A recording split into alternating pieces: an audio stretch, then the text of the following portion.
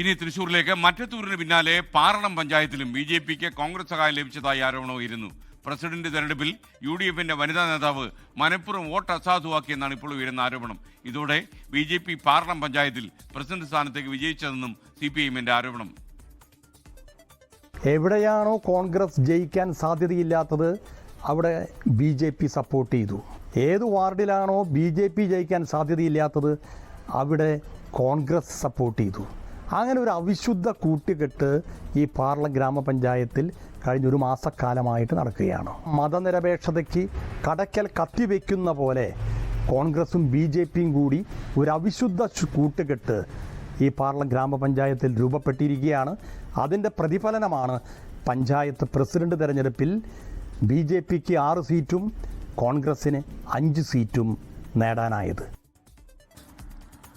ഈ പാർലം പഞ്ചായത്തിൽ UDFന് 6 സീറ്റും NDAക്ക് 6 സീറ്റും LDFന് 5 സീറ്റുമാണ് ഉണ്ടായിരുന്നത്. ഈ തലേ ദിവസം വരെ ഈ വോട്ട് അസാധുവാക്കിയ വനിതാ നേതാവിനെ ആയിരുന്നു പ്രസിഡന്റ് സ്ഥാനാർത്ഥിയായി ഉയർത്തിക്കാട്ടിയതൊക്കെ. അവർ പ്രസിഡന്റ് ആകും എന്നുള്ളതായിരുന്നു പ്രഖ്യാപിച്ചിരുന്നത്. പക്ഷേ രാത്രി വെളുത്തപ്പോഴേക്കും അവരെ പ്രസിഡന്റ് സ്ഥാനത്ത് നിന്ന് മാറ്റുന്നു. പകരം മറ്റൊരു സ്ഥാനാർത്ഥിയെ കോൺഗ്രസ് UDF തീരുമാനിക്കുകയും ചെയ്തു.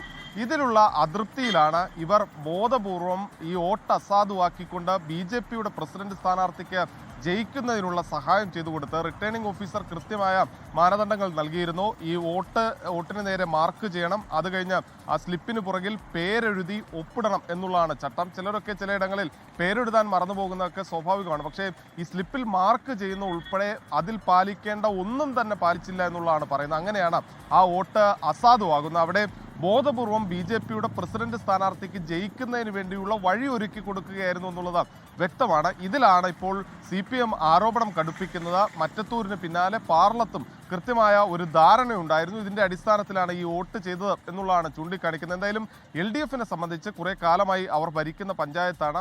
അവിടെ ഈ BJPയെ അധികാരത്തിൽ എത്തിക്കാതിരിക്കുന്നതിന് വേണ്ടി UDF തന്നെ നേരത്തെ LDF 5 സീറ്റുള്ള LDFനോട് സഹായമൊക്കെ അഭ്യർത്ഥിച്ചതാണ്. പക്ഷേ LDF വോട്ട് ചെയ്യില്ല എന്ന് അറിയിച്ചതോടുകൂടി ടോസിങ്ങിലൂടെ തങ്ങൾക്കൊരു ഭാഗ്യപരീക്ഷണം എന്ന നിലയിലാണ് UDF കളത്തിലിറങ്ങിയത്. പക്ഷേ ആ ഭാഗ്യപരീക്ഷണവും കൂട്ടത്തിൽ ഒരാൾ ഒറ്റുകൊടുത്തതിലൂടെ UDFന് നഷ്ടമായിരിക്കുന്നു. അങ്ങനെ പാർലം പഞ്ചായത്തിൽ BJP ഭരണം പിടിച്ച ഒരു സാഹചര്യമാണുള്ളത്.